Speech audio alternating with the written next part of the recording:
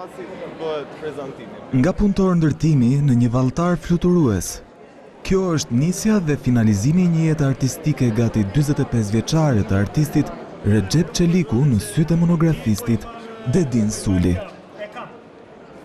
Artistë e kolegë të teatrit të operas janë mbledhur të nderojnë një nga emrat më të spikatur të skenës son folklorike, por legjenda e valles shqipe Besim Zekti ka një mesazh edhe për ata që kanë në dorë këtë perlë të haruar sipas tij të trashëgimisë son. Medalje e ari kanë ardhur shumë në Shqipëri.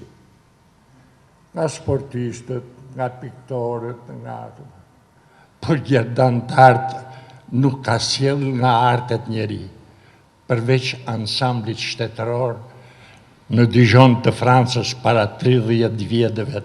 Kam një ndjenjat të jashtëzakonshme kur nuk shef në auditor njerëz që drejtojnë këtë punë.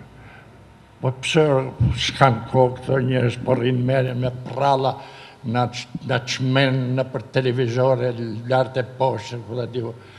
Vlerësoni më këtë kulturë tuaj. Këtë që ju aflerson bota.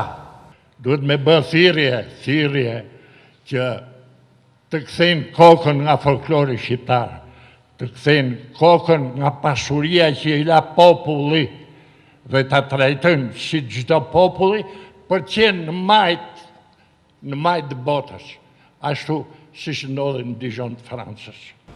Ju faleminderit.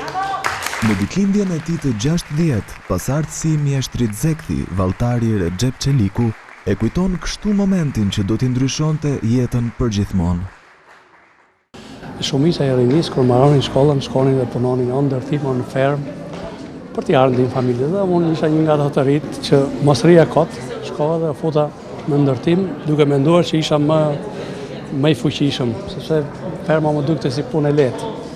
Kështu që imagjinova duke qenë trup madh, thash do jap më shumë në ndërtim, edhe lek kishte edhe më shumë.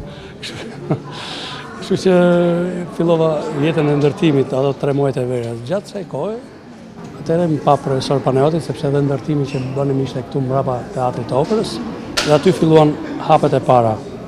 Në fjalë që më mori profesor Panajotit.